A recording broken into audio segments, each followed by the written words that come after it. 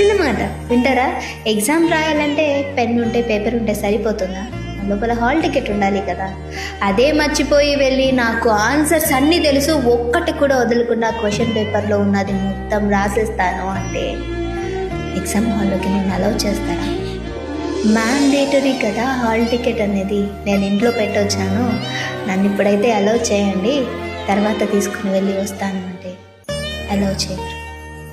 అలానే నీతో ఉండే మనిషిని బాగా బాధ పెడుతూ, బాగా మాటలు అంటూ, అసలు హ్యాపీగా ఉంటుందో లేదో కూడా చూసుకోకుండా నన్ను పెళ్లి చేసుకో, నేను నీతో చాలా హ్యాపీగా ఉంటాను, నేను నిన్ను చాలా బాగా చూసుకుంటాను అంటే నమ్మేటట్టు ఉందా?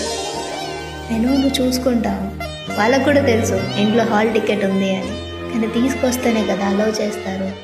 ఇక్కడ కూడా అంతే, నువ్వు ఆ మనిషితో ముందు ఎలా ఉన్నావో పెళ్ళయ్యాక అలానే ఉంటావు అని తను నమ్మాలి అంటే ఫస్ట్ నీ ప్రేమ చూపించాలి కదా.